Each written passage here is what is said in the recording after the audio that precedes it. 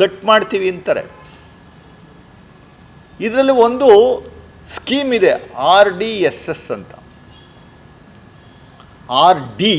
RDSS ಅಂದರೆ revamped distribution system scheme ಅಂತ.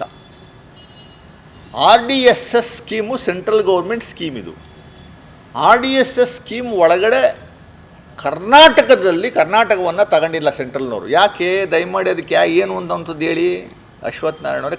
ಕರ್ನಾಟಕವನ್ನು ಹೊರತುಪಡಿಸಿದ್ದೀರಿ. ಇಡೀ ದೇಶದಲ್ಲಿ RDSS ಸ್ಕೀಮ್ ಇದೆ. RDSS ಸ್ಕೀಮ್ ಇದ್ದರೆ ಒಂದು ಮೀಟ್ರಿಗೆ 900 ರೂಪಾಯಿ ಸಬ್ಸಿಡಿ ಕೊಡ್ತಾರೆ ಕೇಂದ್ರದವರು. 900 ರೂಪಾಯಿ ಸಬ್ಸಿಡಿ ಕೊಡ್ತಾರೆ. ನಮ್ಮ ರಾಜ್ಯಕ್ಕಿಲ್ಲ. ಯಾಕೆಂದರೆ RDSS ವ್ಯಾಪ್ತಿಗೆ ತಗೊಂಡಿಲ್ಲ ನೀವು ನಮ್ಮ ರಾಜ್ಯವನ್ನು. ಯಾಕೆ ತಗೊಂಡಿಲ್ಲ ಅನ್ನುವಂಥದ್ದು ಕೇಂದ್ರ ಸರ್ಕಾರ ಹೇಳಬೇಕು.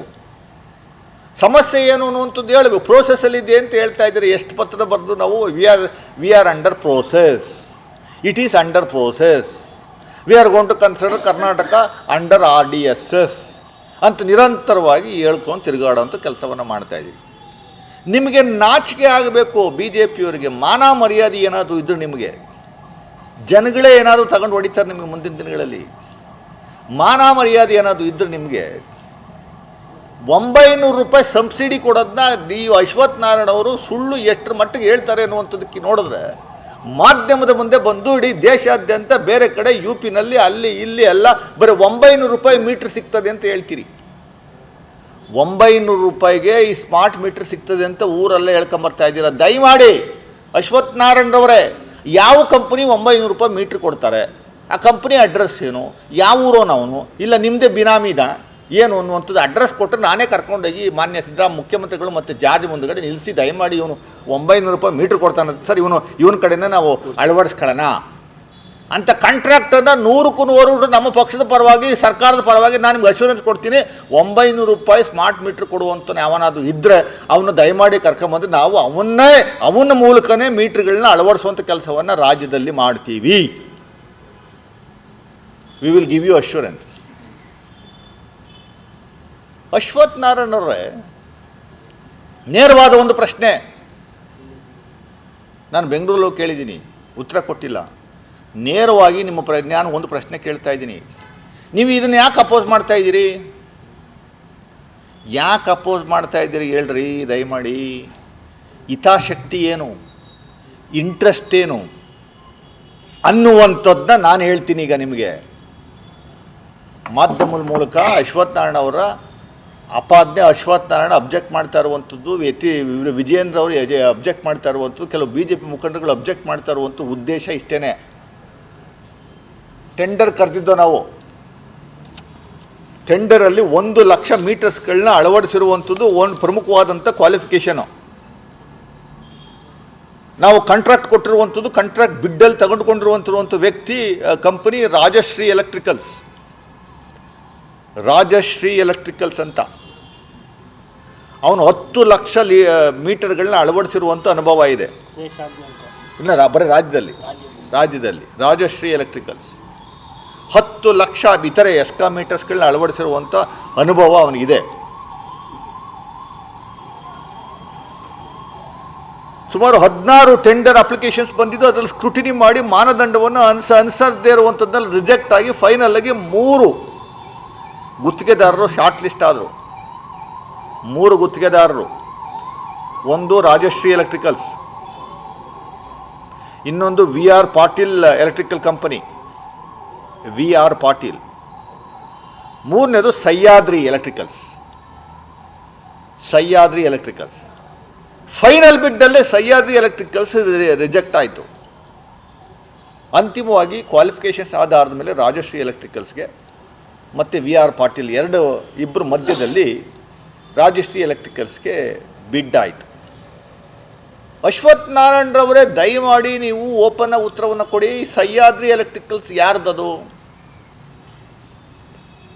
ಆ ಕಂಪನಿ ಯಾರ್ದು? ಗುತ್ತಿಗೆದಾರ ಯಾರು? ಅವ್ರಿಗೂ ನೀವು KGF ಸಿನಿಮಾ ತೆಗೆದ್ರಲ್ಲ ನಿಮ್ಮ ಬ್ರದರು, ಅವ್ರಿಗೆ ಏನು ಸಂಬಂಧ? ಈ ಕಂಪ್ನಿ ರಿಜೆಕ್ಟ್ ಆಗ್ತಿದ್ದಂಗೆ ನೀವು ಕೆಂಡಾಮಂಡಲ ಆಗಿ ಮಾಧ್ಯಮಗಳ ಮುಂದೆ ಬಂದು ಇಲ್ಲ ಸಲ್ಲದ ಆರೋಪಗಳನ್ನು ನಿರಂತರವಾಗಿ ಮಾಡ್ತಾ ಇದ್ದೀರಲ್ಲ, ಯಾಕೆ? ಸಹ್ಯಾದ್ರಿ ಎಲೆಕ್ಟ್ರಿಕಲ್ ಕಂಪನಿಗೆ ಮತ್ತು ನಿಮಗೂ ಸಂಬಂಧವೇನು? ನಿಮ್ಮ ಆ ಸಹ್ಯಾದ್ರಿ ಎಲೆಕ್ಟ್ರಿಕಲ್ ಕಂಪನಿ ರಿಜೆಕ್ಟ್ ಆದಮೇಲೆ ನೀವು ವೈಲ್ಡ್ ಆದ್ರಿ ಯಾಕೆ ನಿರಂತರವಾಗಿ ಸುಮ್ಮನೆ ಆಪಾದನೆ ಮಾಡ್ತಾ ಇರುವಂಥ ವ್ಯವಸ್ಥೆ ಏನು ಅನ್ನುವಂಥ ದಯಮಾಡಿ ಒಂಚೂರು ಹೇಳ್ಬೇಕಲ್ಲ. ನಿಮ್ಮ ಕರ್ಮಕಾಂಡ ಏನಿದೆ ಅನ್ನುವಂಥದ್ದು ನೋಡಿ ಮುಂದಿನ ದಿನಗಳಲ್ಲಿ ನಾವು ಎಪಿಸೋಡ್ ಮೂಲಕ ಬಿಡ್ತೀವಿ. ನೋಡಿ ನನ್ನ ಹತ್ರ ಇದೆ ಇಲ್ಲಿ ಪೂರ್ತಿ ನೋಡಿ ಪಟ್ಟಿ ಸಮೇತ ತಗೊಂಬಂದಿದ್ದೀನಿ. ಇಲ್ಲಿದೆ ಅಶ್ವಥ್ ನಾರಾಯಣ ಅವರ ಕರ್ಮಕಾಂಡ 2011ನೇ ಇಸ್ವಿಯಿಂದ ಇಲ್ಲಿಯವರೆಗೆ. 2011ರಲ್ಲಿ ಅವರ ಬಂಡವಾಳ ಎಷ್ಟೋ, ಅವ್ರ ಹಿನ್ನೆಲೆ ಏನು ಎತ್ತ, ಈಗ ಎಷ್ಟಕ್ಕೆ ಬದುಕಿದ್ದಾರೆ, ಎಲ್ಲಿ ಬಿನಾಮಿ ಆಸ್ತಿಗಳು ಏನು ಎತ್ತ ಅನ್ನುವಂಥದ್ದು ಸಂಪೂರ್ಣವಾಗಿ ಒಂದಷ್ಟು ಮಾಹಿತಿಗಳು ನಮ್ಮ ಹತ್ರ ಇದಾವಿಲ್ಲೇ. ಮುಂದಿನ ದಿನಗಳಲ್ಲಿ ಬರ್ತೀವಿ.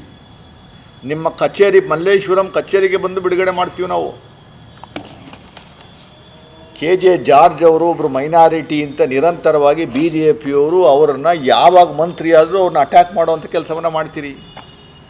2015ರಲ್ಲಿ ಗಣಪತಿ ಸೂಸೈಡ್ ಮಾಡ್ಕೊಂಡಿದ್ದ ಕೇಸು DYSP ಇದರಲ್ಲಿ ಮಡಿಕೇರಿನಲ್ಲಿ. ಆ ಸೂಸೈಡ್ಗೆ ಇವರೇ ನೇರವಾದ ಹೊಣೆ ಅಂತ ದೊಡ್ಡ ಮಟ್ಟದ ಗುಲ್ಲೆಬ್ಬರಿಸಿ ಗಲಾಟೆ ಮಾಡಿ ಗಬ್ಬೆಬ್ಬರಿಸಿ ನಿಮ್ಮದೇ ರಾಜ್ಯ ಕೇಂದ್ರದಲ್ಲಿದ್ದಂಥ ಸರ್ಕಾರದ ಇನ್ಫ್ಲೂಯೆನ್ಸ್ ಮಾಡಿ CBI ಕೊಡಿಸಿರಿ. ಏನಾಯಿತು? CBI ರಿಪೋರ್ಟ್ ಏನಾಯ್ತು ರೀ? ಅದಾದಮೇಲೆ ತಿರ್ಗಾ ನಮಗೆ ಕ್ಲೀನ್ ಚಿಟ್ ಕೊಟ್ಟಾದ್ಮೇಲೆ ನಾವು ಮತ್ತೆ ಅದನ್ನ ವಾಪಸ್ ತಗೊಂಡ ಮೇಲೆ ತಿರ್ಗಾ 2017ನೇ ಇಸ್ವಿನಲ್ಲಿ DK ರವಿ ಸತ್ತೋದ್ರು, ಅದಕ್ಕೂ ಇವರೇ ಹೊಣೆ ಅಂತ ದೊಡ್ಡ ಗಲಾಟೆ ಮಾಡಿ ಗಬ್ಬೆಬ್ಬರಿಸಿ ಮತ್ತೆ ರಿಸಿಗ್ನೇಷನ್ ಕೊಡಿಸುವಂಥ ಕೆಲಸವನ್ನು ಮಾಡಿದ್ರಿ.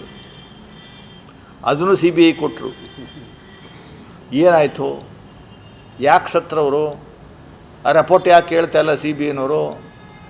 ಹಿನ್ನೆಲೆ ಏನು? ಈಗ ನಿಮ್ಮ ಥರ ಶೋಭಾ ಕರಂದ್ಲಾಜೆಯವರು ಪವರ್ ಮಿನಿಸ್ಟರ್ ಆಗಿದ್ದಾಗ, ಈಶ್ವರಪ್ಪ ಪವರ್ ಮಿನಿಸ್ಟರ್ ಆಗಿದ್ದಾಗ ಪವರ್ ಶಾರ್ಟೇಜ್ ಅಂತ ಜನಗಳು ನೆಮ್ಮದಿಯಾಗಿ ಬೇಸಿಗೆಗಾಲದಲ್ಲಿ ಜನಗಳು ನೆಮ್ಮದಿಯಾಗಿ ಇರೋವಂಥದಕ್ಕೆ ಬಿಡಲಿಲ್ವಲ್ರಿ. ಮಕ್ಕಳು ಮರಿಯೆಲ್ಲ ಓದೋಕ್ಕೆ ಆಗ್ತಿರಲಿಲ್ಲ. Daily 4 hours 5 hours power cut ಆಗ್ತಿತ್ತು. ಇವಾಗ ಏನಾದರೂ 1 ನಿಮಿಷ ಪವರ್ ಕಟ್ ಆಗಿದೆ ತೋರಿಸ್ರಿ. ಆ ಪವರ್ ಕಟ್ ನೆಪದಲ್ಲಿ ಹೊರಗಡೆಯಿಂದ ನೀವು ಪವರ್ ಪರ್ಚೇಸಲ್ಲಿ ಎಷ್ಟೆಷ್ಟೆಲ್ಲ ಕಮಿಷನ್ ಹೊಡೆದ್ರ. 1 ಯೂನಿಟ್ಗೆ ಇಷ್ಟು ಅಂತ ಕಮಿಷನ್ ಹೊಡೆದ್ರಿ ನೀವು.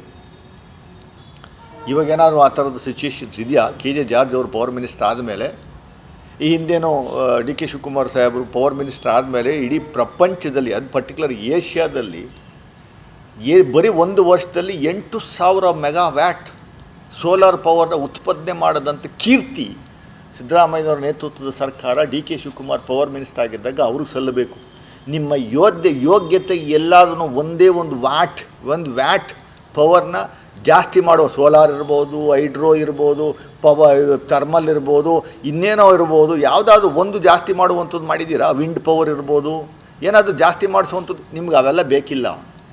ನಿಮಗೆ ಬೇಕಾಗಿರುವಂಥದ್ದು ಕೋಮುವಾದಿ, ಮುಸ್ಲಿಮ್ಸ್ ವಿರುದ್ಧ ಎತ್ಕಟ್ಟಿ ಜನಗಳ ಭಾವನಾತ್ಮಕವಾಗಿ ಕೆರಳಿಸಿ ಅದರಿಂದ ನೀವು ಓಟನ್ನು ಪಡೀಬೇಕು ಅನ್ನುವಂಥದ್ದು ಏಕೈಕ ಉದ್ದೇಶ. ಜನಗಳಿಗೆ ನೀರು ಕೊಡೋಕ್ಕೆ ಇಷ್ಟ ಇಲ್ಲ, ನಿಮಗೆ ಡ್ಯಾಮ್ಗಳು ಕಟ್ಟೋಕ್ಕೆ ಇಷ್ಟ ಇಲ್ಲ. ಆಲಮಟ್ಟಿ ಡ್ಯಾಮು ಟ್ರಿಬ್ಯುನಲ್ ಅವಾರ್ಡ್ ಮಾಡಿ 519 ಮೀಟ್ರಿಂದ 524 ಮೀಟ್ರ್ವರೆಗೂ ಏರಿಸ್ಬೋದು ಅಂತ ಹೇಳಿದ ಮೇಲೆ ನೆನ್ನೆ ದಿವಸ ಫಡ್ನವೀಸ್ ಒಬ್ಬ ಮುಟ್ಟಾಳ CM ಅವ, ಮಹಾರಾಷ್ಟ್ರದ BJPಯ ಮುಟ್ಟಾಳ CM, 15 ವರ್ಷದ ನಂತರ ಪತ್ರ ಬರೀತಾರೆ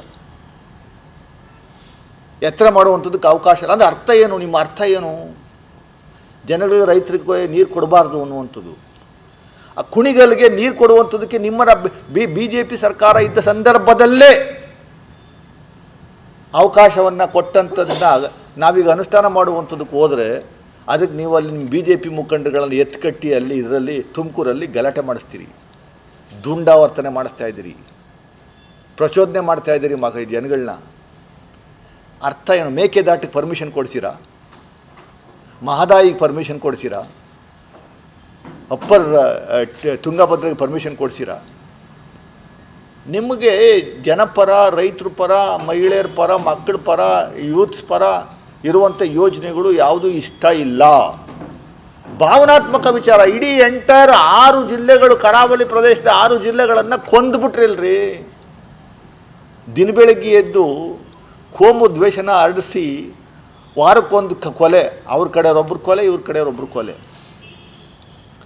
ನನ್ನ ದೃಷ್ಟಿನಲ್ಲಿ ಮುಖ್ಯಮಂತ್ರಿಗಳಿಗೆ ನಾವು ಒತ್ತಾಯ ಮಾಡ್ತಾ ಇದ್ದೀವಿ, ದಯಮಾಡಿ ಅಲ್ಲಿರುವಂಥ 6 ಜನ MLAಗಳು, ಅಶೋಕು, CT ರವಿ, ಶೋಭಾ ಕರಂದ್ಲಾಜೆ, ಇಂಥವ್ರ ವಿರುದ್ಧ ಮೊದಲು ನೀವು UAPA ಅಡಿನಲ್ಲಿ ಕೇಸ್ ದಾಖಲು ಮಾಡಬೇಕು, ಒದ್ದು ಒಳಗಡೆ ಹಾಕ್ಬೇಕು.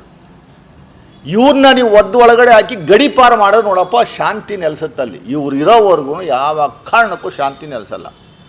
ಹೆಚ್ಚಿನ ವಿಡಿಯೋಗಳಿಗೆ ಪ್ರತಿಧ್ವನಿ ಯೂಟ್ಯೂಬ್ ಚಾನೆಲ್ ಸಬ್ಸ್ಕ್ರೈಬ್ ಮಾಡಿ, ಬೆಲ್ ಐಕಾನ್ ಕ್ಲಿಕ್ ಮಾಡಿ.